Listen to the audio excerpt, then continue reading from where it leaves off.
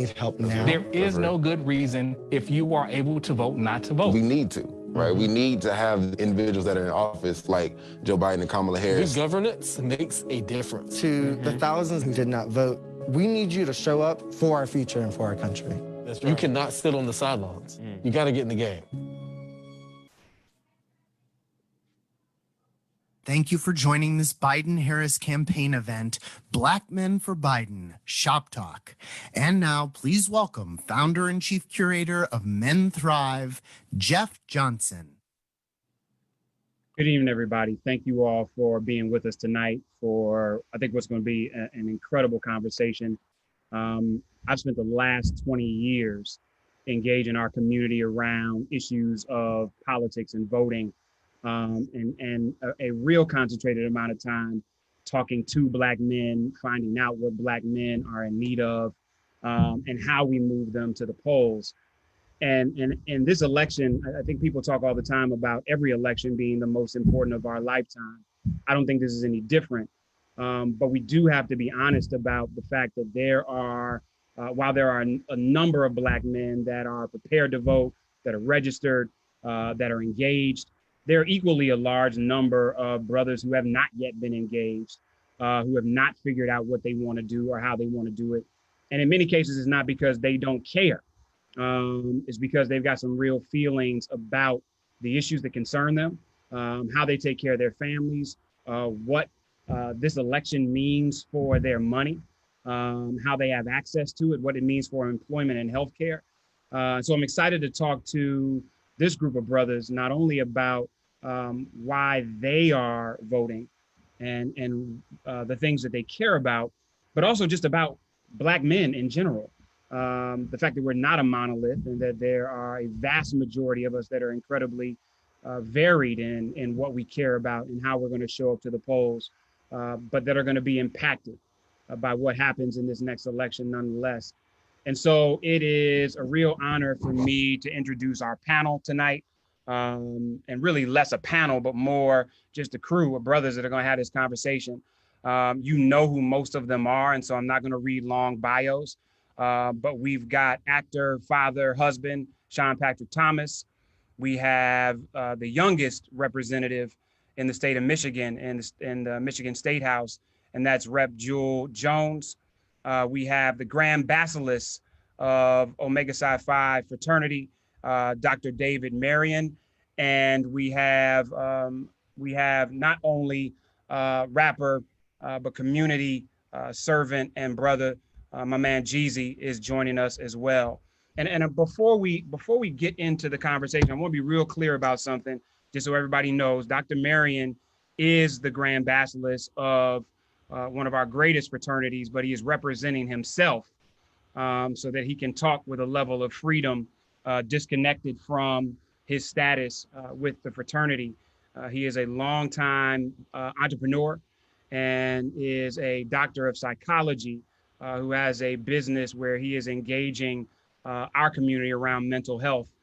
So not only does he have a great deal of service in the organization he's part of, but a great deal of service in his vocation. And so, again, want to welcome you brothers to tonight. I want to start with a real simple question, and that is, why do you vote? Why do you vote? Why do you take the time to learn? Why do you take the time to go to the poll? Why do you take the time to pull the lever? And Rep. Jones, I'm gonna start with you, brother. Why do you vote? For me, I think I vote because if you don't vote, you don't count.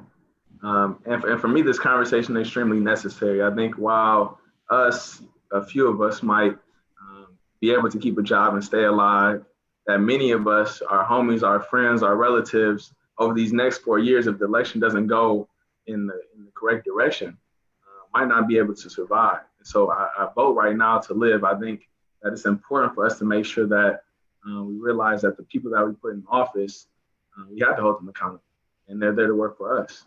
But at the same time, we have to work with them. And so it's a constant synergy that goes back and forth. And so when I vote, it's not just something that I do at the polls, it's something that is consistent throughout the year. It's not just when the election comes. And so I'm constantly engaged, and I think that that's what I encourage other people to do, because we have to realize that Being civically engaged means that we invest in our communities, we invest in ourselves, and we allow ourselves to grow. And that's why I vote. That's why I vote. And I appreciate you raising this notion of civic participation, because voting is one part of the civic participation.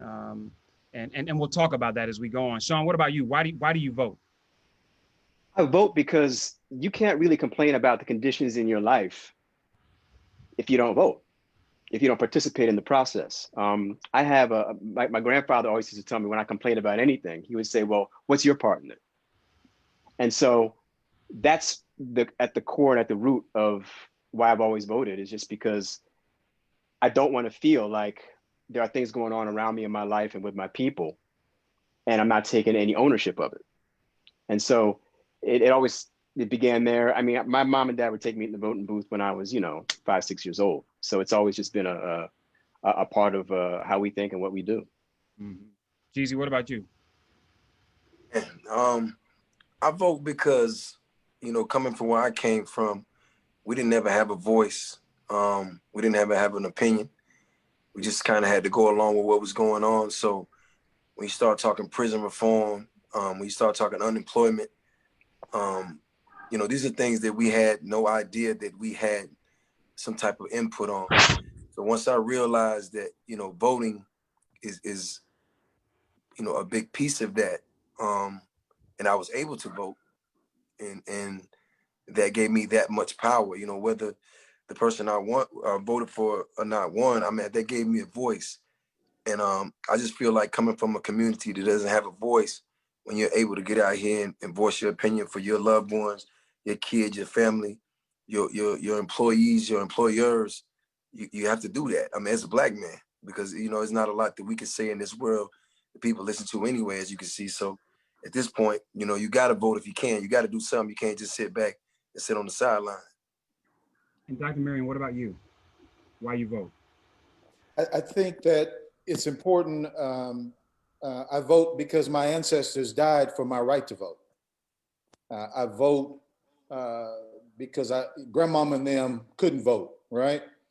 I vote because I see how much effort is put in to stop us from voting. Here in Mississippi, where I live, if you couldn't guess the number of seeds in the watermelon, if you couldn't guess how many bubbles were in the bar of soap, or if you couldn't guess how many bumps were on the cucumber, you couldn't vote. So if folks are willing to go to those extremes to stop us from voting, that rebel in me rises up to make me want to go to the polls, even in a pandemic, and vote. Well, and Doc, I appreciate you saying that. I think some people may have thought that was conjecture, but those were literal poll tax questions. Absolutely. When Black folks went to vote, you were asked how many bubbles are in a bar of soap, and obviously, if you can't get that right, you can't vote. Mm-hmm. How many bumps are on a cucumber? That was a real question. And so it's not just talk here. Those were legitimately the barriers that were put in place for some people to vote. I vote because I've got children, and as I think about the education I want them to have, the schools I want them to have, the access to resources I want them to have without having to go above and beyond. And frankly, for equity in a real way to be part of our DNA as we transition, hopefully, from an era of white supremacy to an era of equity, recognizing what that will do for the communities that my children will lead, very different from the communities that all of us have been leading. And I ask the question, brothers, because so often there's some people that think that question of why do you vote is a foregone conclusion. And it can't be, because we can't just tell people to vote just because. They've got to know why we do it if we want to be involved in encouraging others to do it. So I appreciate you answering what may have seemed like a remedial question, but I think it's critical if we're talking to people that haven't yet decided if they think they should. And let's get into these issues a little bit. There's been a whole lot of conversation about not only Black people, but Black men and this election. Many of you know that 1 out of 6 college-educated Black men voted for Trump in 2016. And there are people that find that hard to believe. One, we're not a monolith. And two, there's a lot of reasons why we go to the polls. But is there something specific as you all think about this election beyond not wanting Trump in office? I think that's enough. but when it comes down to what you want, what about this campaign said, okay, not only do I want Trump out of here, but there's something that this campaign is saying they want to deliver that speaks to my own aspirations. Doc, I want to come to you first on that. Well, I think one of the things, if you look at Biden's Black agenda, he talks about a lot of the issues that are important to all of us. He talks about the wealth gap. I was reading something recently where it talked about in Boston, for example, the average net worth of a white family was $247,000, and the average net worth of a Black family was $8. I had to read that again because I was in such disbelief. $8. And so when you have someone that speaks about what they can do for HBCUs, they understand that African Americans have been disproportionately hit during this pandemic, and they're talking about ways of remedying that. When you talk about African American businesses that have been disproportionately hit during this pandemic, and they're talking about a remedy for that. I think they're talking the kinds of things in terms of education discrimination, housing discrimination, employment discrimination. Those are the kinds of things that we want to see addressed that we just don't hear from the other side. So I think it's important that we engage Biden on those questions. I've had the pleasure of doing so. He's answered in ways that were affirming to me. And so that's why I'm here. I appreciate that. Rep. Jones, when you think about the legislative reality that we're in, where we've seen presidents have to use executive order in many cases because Congress will or will not actually pass laws. As you think about this Biden and Harris agenda, what's the item for you that you're excited they're saying they want to bring straight to the people, as opposed to needing legislation to make real? Well, you know, when I think about that, I think it's funny that you say this reality that we're living in, because I think that some people now are treating this as a reality show. And some are treating this as real life. And I think that, you know, my folks, the people that I serve are messed up right now. You know, we have brothers, to be specific, who are used to working to get a dollar, who now are having a hard time finding that. Entire industries are jacked up. And I can't look them in the face and say it's all right or it's going to be all right. And I think that the Biden-Harris campaign now is giving us that hope back that, hey, I want to come invest back into you. I want to instill that hope back into you. I want to give you that opportunity again and that access so you can go ahead and do things that are conducive to growth, towards growth in your community. I think that's what I've seen a lot more of. I think that it's a show with our current president. No doubt. Jeezy, what about you? I think that's the reality with Yeah, Jeezy, for you, what's the reason why you decided to come out and endorse as early as you did, in many cases, this ticket? I'm all about valuing people, you know, valuing individuals, valuing culture, valuing lives, valuing jobs.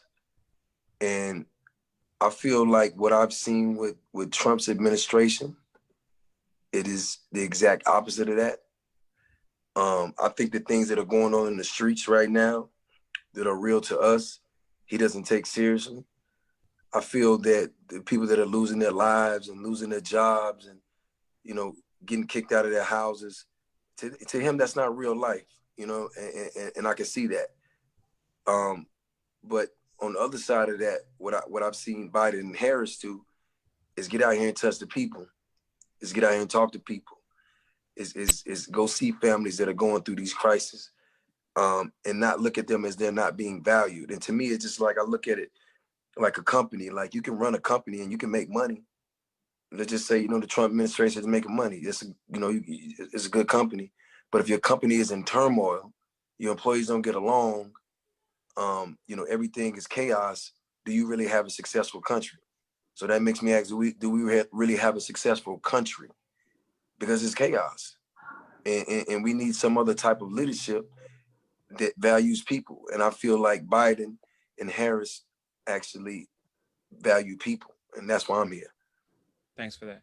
I was going to say, Jeff, if I could too, I think Sure. what's amazing to me, to piggyback what Jeezy was talking about, is to see him not care what's going on in the street. And I think that's a little different from not really appreciating it or not understanding it, but just not caring, not caring to see about the marching, not caring about Breonna Taylor, not caring about Ahmaud Arbery, not caring about George Floyd, watching somebody put their knee on somebody's neck for that 8 minutes and 46 seconds, put their left hand in their pocket, lean in and look in the camera until that man died, and to not be moved by that. But I saw a campaign stop where they were shouting, "We love you." And he said, "I'm about to cry if you keep saying that."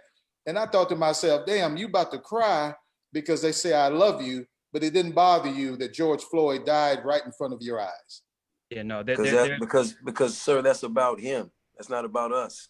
Right. I would definitely say Dr. Marion, that's right on point. It's not that he doesn't care. It's just not politically, politically strategic for him.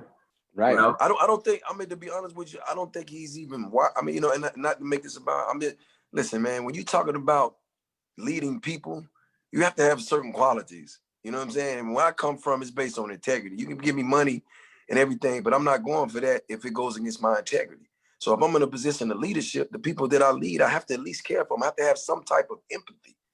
That's what we're based on. This is the country we live in. If we don't have any type of empathy, what do we have? And when you're going up there and you're telling us, you know, the pandemic is not this and that, and then all the people are dying, and then you're doing speeches on the White House lawn, and none of you guys are wearing masks, and we don't know what's going on, and we're losing our jobs, and y'all killing us, and you're not taking the time to say, hey, I feel with you, I feel for you, you know, this is what I can do. I haven't heard that one time, you know, and we're not going to hear it. Yeah, so of course not. And with that being said, I would rather put my time, effort, and energy into someone that is willing to get out here and putting something on the line for us. And when I say us, that means all of us, the people, you know, Sean, the people, because we are the country. Sean, I want to give you the chance because I know that you haven't made the choice to support without being clear about what some of the deliverables are. So for you, what's the deliverable that's one of the reasons that you wanted to support this campaign beyond, I think many of us just get this other dude out of office. Right. Well, my feeling is very personal because I grew up in Wilmington, Delaware. So when I was growing up, Joe Biden was my senator my entire life, you know? And so I have a built-in trust level factor with him that I just am very certain that he's going to follow through on the things that he says he wants to do. So in terms of a deliverable, I don't know if you mean legislative, but to me, just like a top level acknowledgement that white supremacy exists and that it's an issue and that it's a problem is something that he can deliver. He already has delivered it, but we need to hear it from a white man in the White House right now. That's something that he can do and that he has done and that he's willing to do. He's built up, he's the type of person like in Delaware is very segregated. And where I grew up, it was either all white or all black. And I grew up in an area that happened to be all white. And so I have a very fine-tuned radar for when a white man is looking at you and he really sees you as a person or he just sees, you know, a black guy. And the Bidens really look at you and they see you and they know you and they look at you as a person. They don't look at you as just like a color or a statistic or whatever. They're fantastic people who really take you in and have great humanity. So let's talk about this because we know that there are a number of black men that are either talking about sitting this out. They're talking about the fact that, Sean, they don't have the same level of trust for this ticket as you do. Mm-hmm. And while they may hate Donald Trump, they still believe that somebody has to show them something beyond not supporting Trump to be the reason they turn out. And I think that's legitimate. I don't have an issue with that at all. I'm asking you all, what are some of the things that we need to be saying if I got a brother who's saying, listen, real talk, Kamala is an attorney that locked us up. Biden is an elected official that supported the crime bill. Nah, I don't really know if I can rock with them. Now we can brush that under the rug all we want, but all of us have heard brothers say that in the last week. Right. And so what's the conversation that we're having to say, let me lean into that and have a conversation with you, as opposed to, oh, dog, you just got to get Trump out of here and we can deal with all this other stuff later. I think they got to be clear on their message and their agenda. Like, simplicity is the key where we come from. We just got to know what you're going to do and how far you're willing to go. And you're absolutely right. When you hear about somebody locking people up, or the laws that Biden passed and the things that happen, as a black man, you thinking like, it's the same thing. It's like choosing the lesser of the evils. You know what I'm saying? If you don't have, who's really going to educate themselves on everything else they do? You just hear the bad. You from where I'm from, it's like you always hear the bad and you go with that. So I just think them being more clear on what their message is and what it is they intend to do can just open up those doors. Because when you're in the barbershop, you're having those talks, you're only talking about the real. You're not talking about the fluff. Mm-hmm. And when you go home, you want to, and how I go, you're in the barbershop, it's simplicity. You just want to know what they're doing, why they're doing it, and are they really going to do it, Well, listen, and there's a clear lift every voice agenda. I mean, I don't know if I don't know if I love it being called lift every voice. They should have got with you earlier, Jeezy, and called it the put on agenda. You're right, right. but there's real policy recommendations within it. And I don't know if those policy recommendations that are listed within that proposal you all ultimately hit the street in regular conversation. I'll tell you, let me play devil's advocate. So we in the barbershop right now, we talking, we on the block, whatever. Okay, Harris, Biden, lift every voice. I'm asking you, what does that mean to you? Listen, James Weldon Johnson to me is one of the most brilliant, he and his brother, most brilliant songwriters ever. I actually love Lift Every Voice as a song, but I don't think it connects necessarily to the current day. But the issue for me is less the title. And I think that it's filled with real policy recommendations that brothers could actually get with if they knew they were there. But in layman's terms, like if I'm asking you and I don't really know what they bring to the table, I'm asking you because you obviously have co-signed as well. Like, and I'm not educated on this. Like, how do you explain to me what their vision is so I can pass it along to my son or my homie or somebody I'm just having to be cool with in layman's terms? Because that's what it is. Like, we get what we get. If I can, Jeff, I would think that it's not even so much about Biden and Harris. I think we have to look at the current situation. Trump is electing, or not electing, but appointing racist judges, young racist judges. People, and when you get appointed, we're not able to unelect these people. These are people that will be in there for their entire lifetime. And so we have to act like we know what's really going on here. It's not about just, like we said earlier, it's not about the top of the ticket. This is about the entire continuum of people that will be in office based on who is at the top of the ticket. And so it's not just about Trump. It's not just about Biden. It's about who are they bringing with them on the team. And that's the most important part that we have to stress, is that when Biden and Harris get in, they're actually going to bring in people that we can hold accountable, people that are like us, people that share that common sense, people that when we're in their courtroom in front of them, they will look out for us. That we're not, when we're talking about mandatory minimums, all these different things like this, we have people there who will interpret it in a way that is actually conducive towards the uplift of our community, and namely Black and brown communities, and namely Black communities. And that's why I'm with Biden and Harris, because I know that when they get there, they'll look out for us, and it won't be any conditions. And Jewel, that's a real thing, right? That's a real thing. That is, a president selects judges, and not just in the United States Supreme Court, but in federal courts all over the country. And if you are a Black man that cares about how many of us get locked up, how the law is administered, then you're going to care about the kind of judges that are there. But that's what I'm talking about, right? That's a real tangible reason why this decision with this ticket is about them, because they're the ones that are willing to make that kind of decision versus somebody else that wants to put in judges that don't want to do that. Sean, I know you wanted to come in, brother. Come on in. Well, I'm just going to piggyback on what the representative said. Is basically, it's about the whole concept of voting.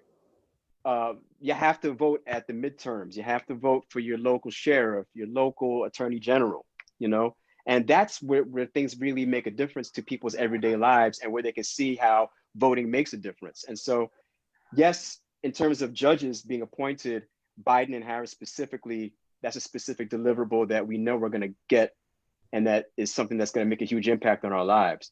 But it has to be the entire concept of voting, so that you know that, you know, your local school board is going to have a good hot lunch program, you know, that type of thing. Like, people need to vote on those things, and they're going to see those results in their day-to-day lives. And I think that's what makes the difference, the whole concept of participation. I was going to say too, Jeezy, Jeff, that real quick, Doc, but Jeezy, sure. I think that in a lot of ways is the answer to your question, because one of the things that I always do with brothers, I ask them what they pissed about. Right. Like, what are you pissed about and what do you want? And if you tell me something you pissed about and you tell me something you want, I can show you somebody that on a daily basis either has access to billions of dollars of taxpayer dollars that most of them are paying into, or responsibility for fixing that issue. And why let them be there and not roll on them? And whether that is determining who gets in, or if they're in, rolling on them to make sure that they know what you care about. And I've seen that work for a lot of cats, man, because a lot of times politics is here and we don't break it down to, you pissed about your kid's school looking the way it does. Right. Here's a member of the state legislature that's responsible for the bill that made that happen. You pissed that your street got all these potholes. It ain't the mayor. Your city council person is supposed to be the one taking this issue to get this done, right? So it's how do we draw the bridge between what I'm pissed about and who's responsible for addressing it? That's a great way to put it. Doc, please go ahead. I like what you were saying. I was piggybacking on what Sean was talking about, those down ballot races. Yeah. And how most Republican voters vote the whole thing, you know, the whole ballot, where most Democrats just vote that top race. And so I think that's important, because all politics is local. And so when you get into voting, that's why it's so important. And then I was going to say that Biden and Harris's agenda, this Black agenda, is online. If we would only look at it, I think they have to do a better job of breaking that down into smaller bits and sending that out to everyone. Correct. And then lastly, I would say to the brother who is wondering if he should vote is, I mean, who are you going to vote for? It's either Biden, Harris, or Trump, Pence. It ain't like a third person is coming. And we just have to stop comparing Joe Biden to Jesus. He ain't Jesus. He's Joe Biden. And one of the wonderful things I heard Representative Marshall Fudge said to me, don't let the perfect be the enemy of the good. So we keep looking for Biden to be perfect and finding fault with him. He's not going to be perfect. But I think he's a better choice than what you got. Correct. Absolutely. So listen, there are Black women turn out like crazy. They are one of the most reliable voting blocks of any demographic in the United States electorate. But Black women also vote for families and communities, and Black men often vote for themselves. And listen, I'll be straight up. I remember Jeezy being on the set of Rap City, and in previous elections, like pre-Obama. And I remember when Vote or Die was going on, and a brother would be like, yo, now I'm voting for Bush. And I'd be like, for real? And he'd be like, man, you know how much money I make? So listen, I don't even trust Kerry. Bush gonna let me keep my money. And I can do with my money what I need to for the people I'm trying to help, versus voting for this other dude who gonna take my money, and I don't trust what he gonna do with it. And so I just think we gotta stop projecting our view on politics on other people and start having a more pointed conversation at, so wait a minute, you doing this, but do you understand? Let me help you understand what's really happening when you make that decision. And so I'm curious about, what are some of the ways that we should be doing a better job of engaging Black men from the suites to the streets, because all those Black men aren't the same. But as you all think about the Black men in your lives, the Black men that you know who haven't made a decision yet, and Doc, to your point, they're not saying they voting for Trump. Sometimes they're just saying they're not voting. Right. And so for them, it's not necessarily a choice between Trump and Biden. For them, it is, I ain't with none of these folks. I'm sitting this one out. Right. So what are some of the things that we can better do to effectively have a conversation that meets cats where they are versus where we want them to be? Is that to me? No, that's anybody. You okay. Start. I see Jeezy leaning in. I'll let him start. Yeah, yeah, big dog. I just, for me, it's crazy because even when Obama was running, everybody was excited. The energy was in the air. It's all about movements, and I just feel like, we got a couple months. It's got to, we got to get the movement going. And the only way you get movement going is you get people excited about what you're doing, and it's about influence. And the only way to influence people who are out here fending for themselves is to relate to them the best way you know how, the best way you can. Because to me, it's like information. Information is key, because when I'm talking to people and I'm moving around, they have no idea what's going on and who's doing what. They just know he's in office, let's get him out. And other people they don't care about us anyway, so I'm going to take my time and go to the poll and go through all these changes and stand in line. And then I went to vote in Atlanta, and the whole process of it was a nightmare. Everything was unorganized. So it's so tedious. And it's just like, when you coming from where we come from, it's like, okay, why am I even go out here and do all that? They're not going to change anything for me. And that's what they see. So it's hard to get a man. By the way, it's hard to get a Black man to do anything he don't want to do, especially something for somebody else. You know what I mean? So if he feel like he's doing you a favor by voting for you and you're not going to do him a favor, and he doesn't have the information, he's not going to move as quick. But at the same time, it's like, it's the information. I have to be honest, because when I'm talking to people, they just don't know. And even when you try to get, and like me and you talking to you guys, like, I've been through a lot of things in my life, but always been a good listener. And I just take things in, and I take what I can. I don't understand it all. You know what I'm saying? But like, I can't, I'm not a politician. I'm not an actor. I'm just a Black man trying to make it. And I'm trying to do what's best for my family and my kids and my loved ones. So I'm getting the information that I'm giving.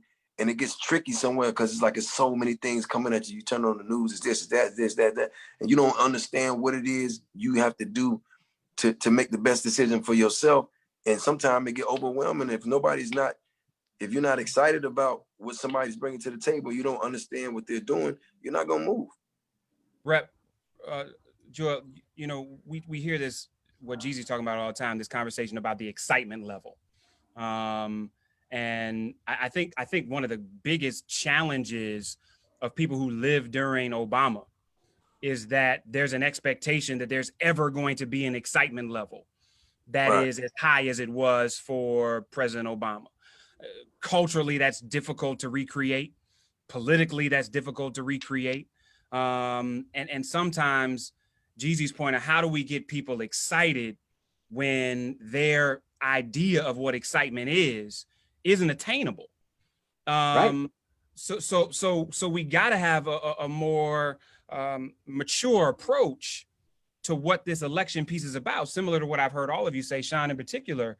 But listen, man, you've been in Detroit, bro, and you've helped people turn out to vote in a city where a lot of people said the jig is up, dog. Ain't nothing ever gonna get better.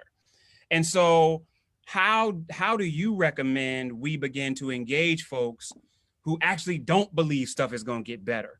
But you were able to engage and create messaging and move people, whether you were the candidate or not, to get the kind of brothers we're talking about to move to the polls anyway. So talk to us a little bit about strategy, about some of the things that you've seen work.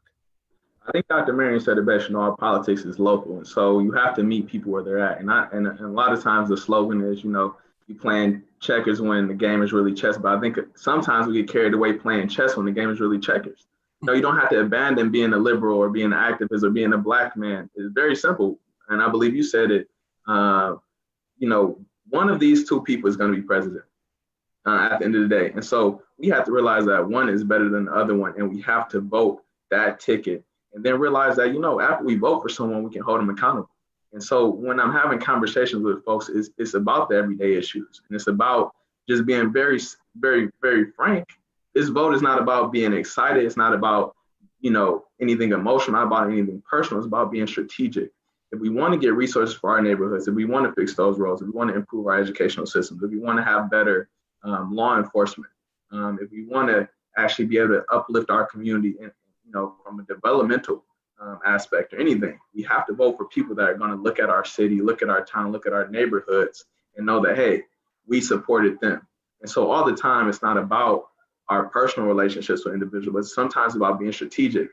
And of course, we can be strategic and transactional with individuals like Trump, but we can be strategic and transformational with individuals like Biden and Harris, who can really see the visions that we have in our communities and help us get to where we need to be.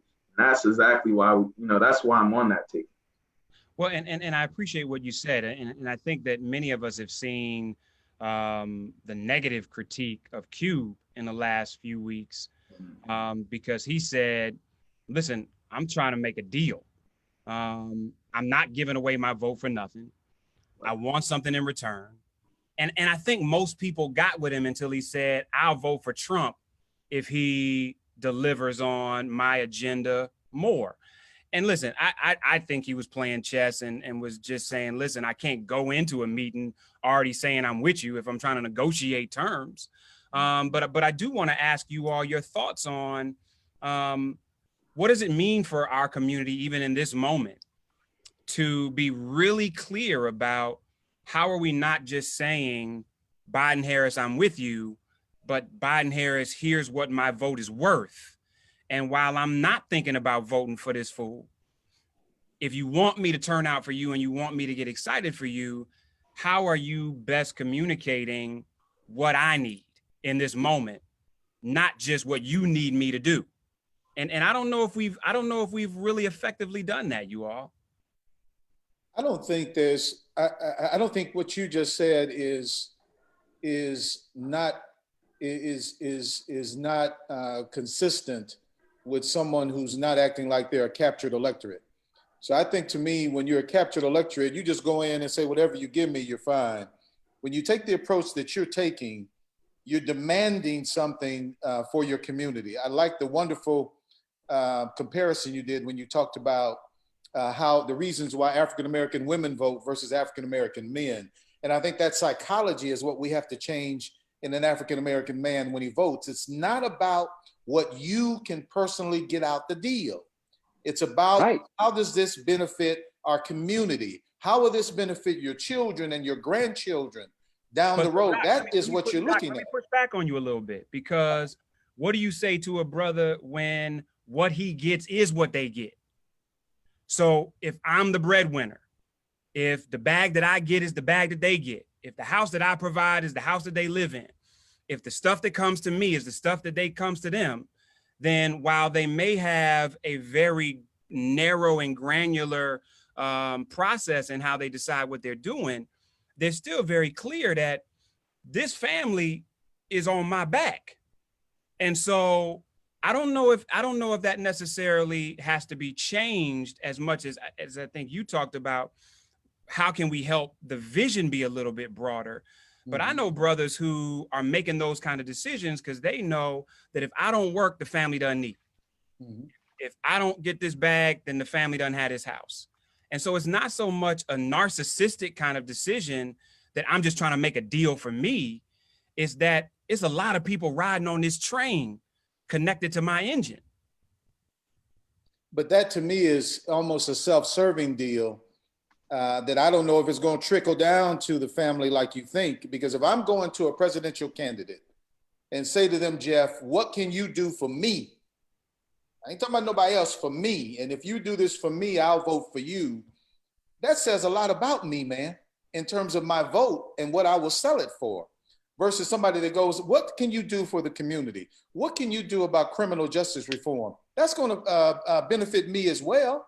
How can you bring jobs to my community? How can you help with this education gap and wealth gap? That's going to trickle down and help my family as well, Jeff. So I can take the African-American woman's approach and get something for me that way too. I got you. Jeezy, you're on mute, brother.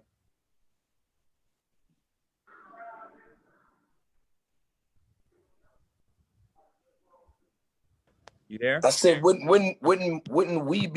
me be us?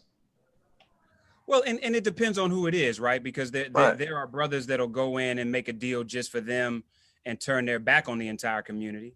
And there are brothers that'll go in the door and work a deal, and they've got a business that's going to hire 300 people in the city that they live in.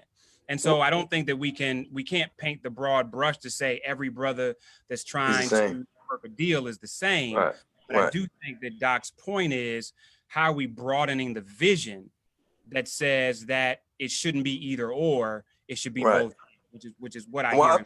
I think for myself, this conversation, and let's look at it like this. I think for myself, this conversation is broadening my vision, and I know what type of people follow me. So when I say me, I mean us. So anybody that listen to anything I say or follow anything that I do, or look at my words for encouragement. So getting this information to me, I can digest it, and then I can explain it to them, which is us, and say, this is why I'm really rocking with this, or this is why I really feel like this is better than what we have going on. And I just think it's when you're giving that information to different leaders, like homies in Detroit, I know what that is. So if he's out there and he's telling people what's going on, he's getting information from people like you and us. Everybody don't get that opportunity to sit down and get all the small details, the big details, and put it together and then go spread it on, because that's to me, that's what it is. It's like like a lot of these things I'm just hearing for the first time. When I even think about politics, I look at it like I don't want him in, and I know that might be a ignorant way to look at it, but when you standing where we at, we just want it to be better for us. And so when I say me, I mean us, all of us. So I think what you guys are doing, and even having this conversation, is a giant step to bridge that gap that you're talking about, because we don't have all the information. But if you give the information to individual leaders, and they're able to go out there and give it to the people that lead in their world, lead in their world, now we got information, and now we can talk and have real conversations about what we need to do for our kids, what we need to do. Because one person might just think, prison reform. I don't care. I got, people and you got real fathers out there that's thinking like, I got to make sure that my kids are good. They can go to college, that we got this roof over our head. Then you got other people, so you got other people out there just trying to keep their tax money with their, that they're making good money, but they don't want to get taxed a certain way. So it's just like information. I just think what you guys are doing is so detrimental, because I can't have this conversation with regular people that aren't passionate about what's going on with the world, because they want the information that you're giving me. And the beauty is, Sean, I want you to come in because I know you have something here, but the beauty is, Jeezy, you can. It's just how do we remove all the politicalese conversation from it? Just talk about the human and the real. And so straight up, man, I mean, you and I know some of the same people. We can rap after this.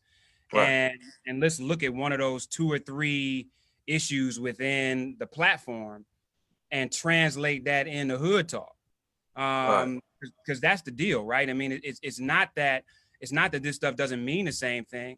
I never forget, man. So I ran into the club and this brother at the club once when we were talking about the nuclear option in the Supreme Court on the radio.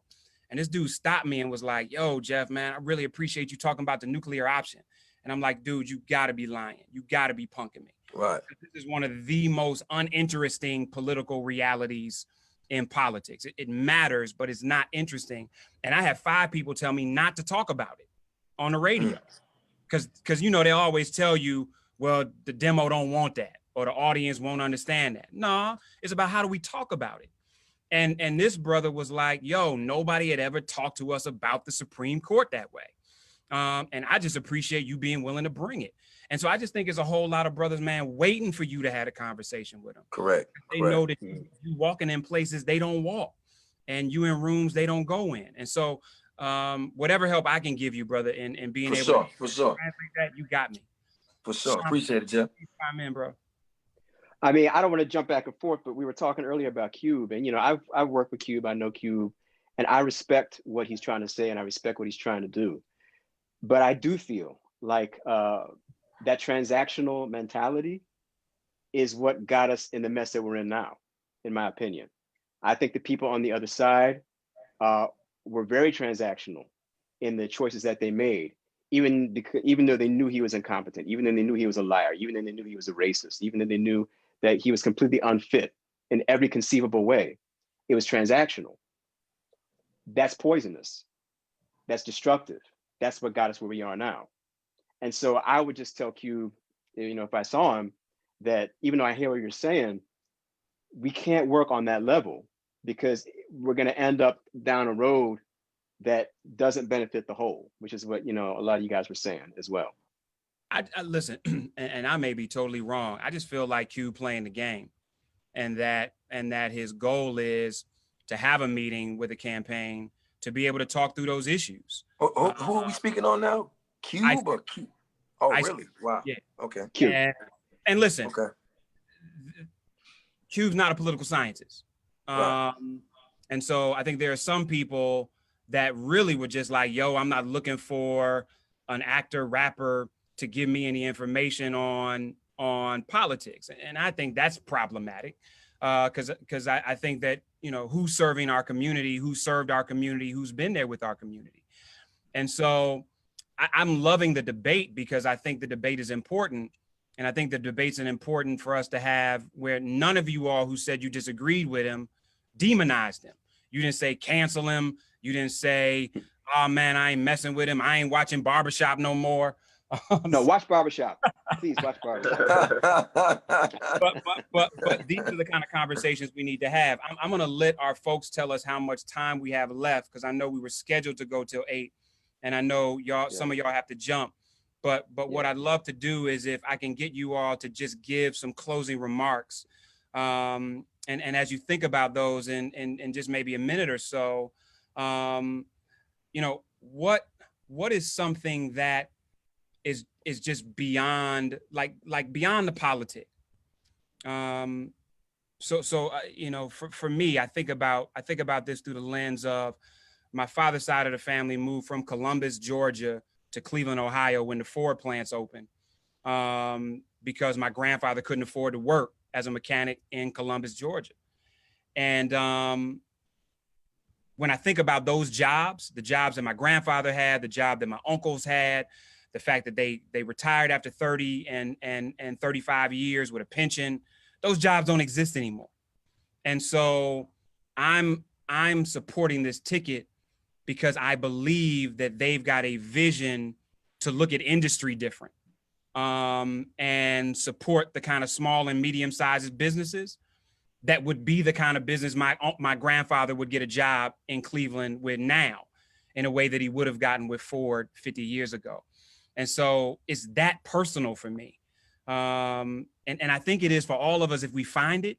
And I think if we started telling those stories more, cats would be able to feel us instead of you just got to get Trump out, or Biden is the only real option, or vote all the way down ticket because of these reasons.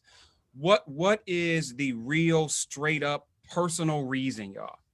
The thing that you go to sleep praying about and wake up working for, that is the reason why you want to see this ticket become president and not the other one.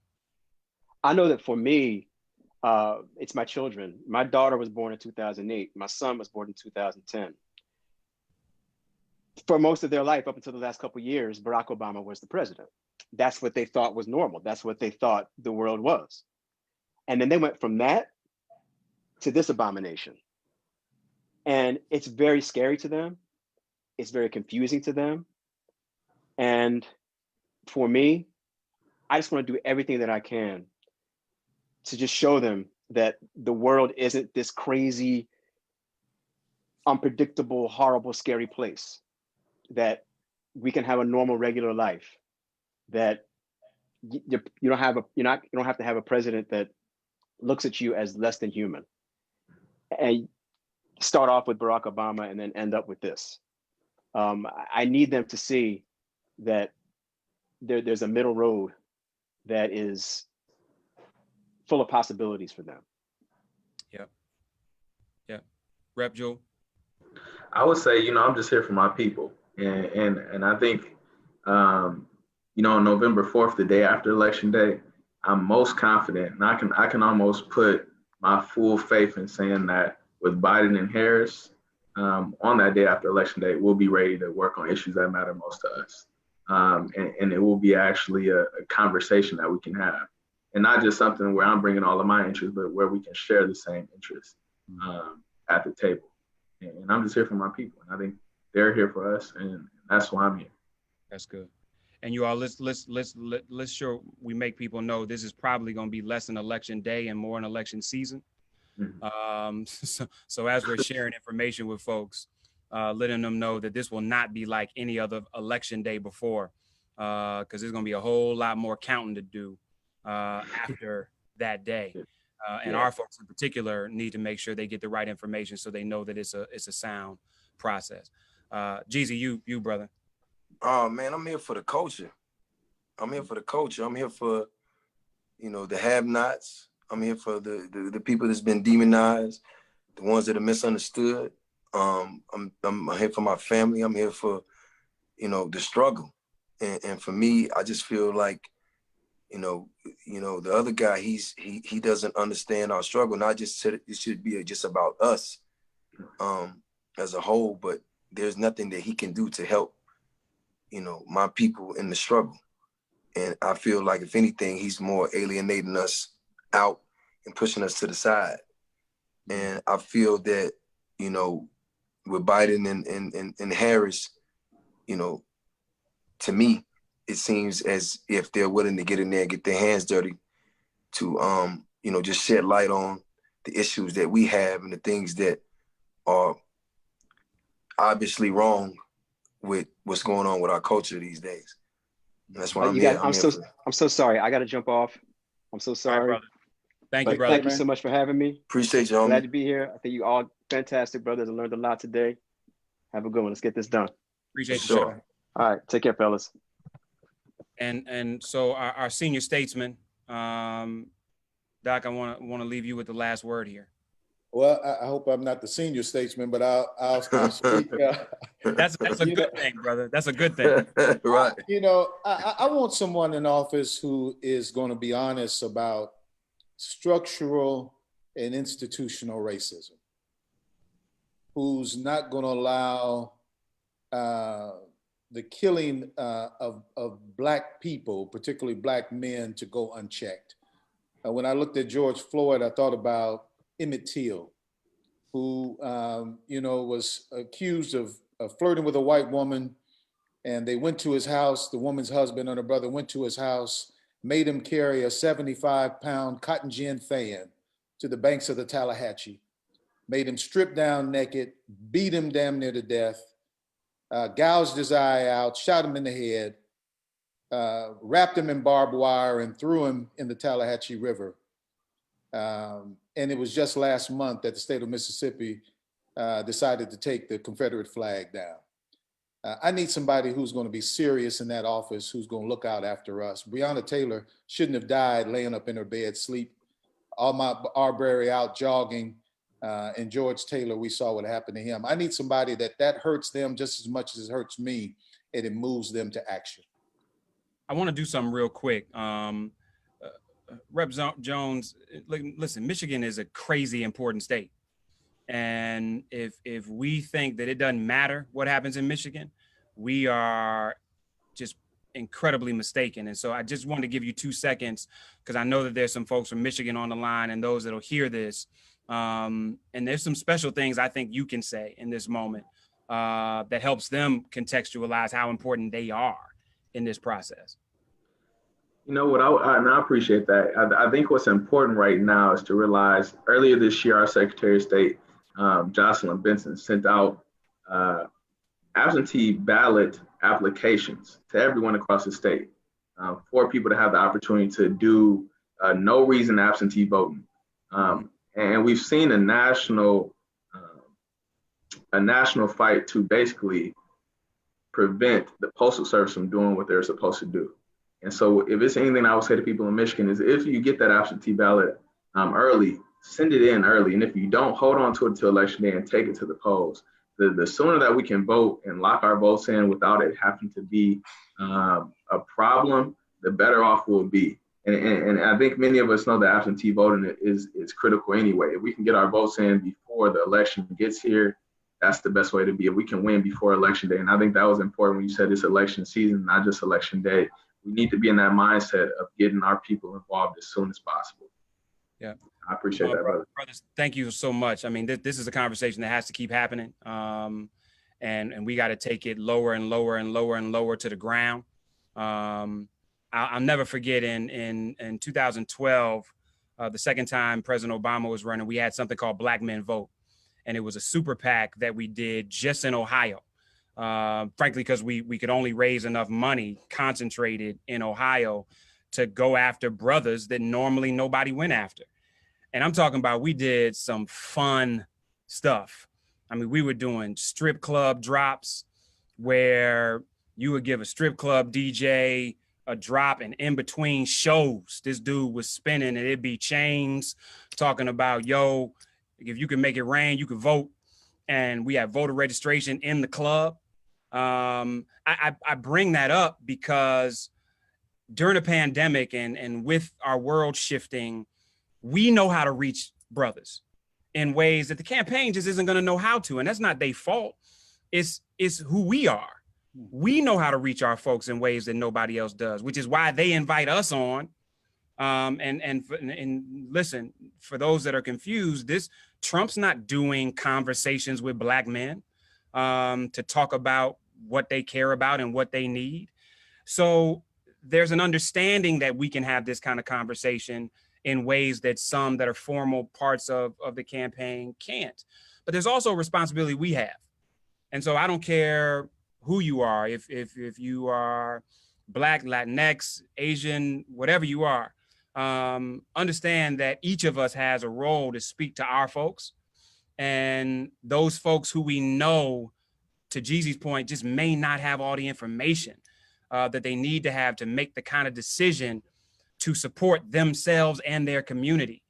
And so not only do we say thank you to the Biden campaign for doing Shop Talk, but we also say thank you to The Root and to A Black Man Can, who are our media partners who are talking to our community on a daily basis. We've got a short period of time, you all. So if you haven't filled out your census form information, make sure you do that. You have until September 30th. If you haven't registered to vote and know other people who haven't, make sure that you register them. If you haven't seen the ballot in your state yet, download the ballot and make sure that you go over that with your family and friends so that they know everything from the dog catcher all the way to those at the top. And then move like hell to get every single person you can through this moss pit of misinformation to make sure, like Representative Jones said, that they vote as early as possible to make sure that it counts as early as possible. I salute y'all, Kings. Jeezy, man. It was a pleasure, brothers. It was a pleasure. Doc, love, family. Thank you for everything y'all do. Y'all have a fantastic night, and we celebrate and salute you all for being a part of this conversation. You all have a fantastic night, and make sure you keep working until the last vote is counted. Peace and love.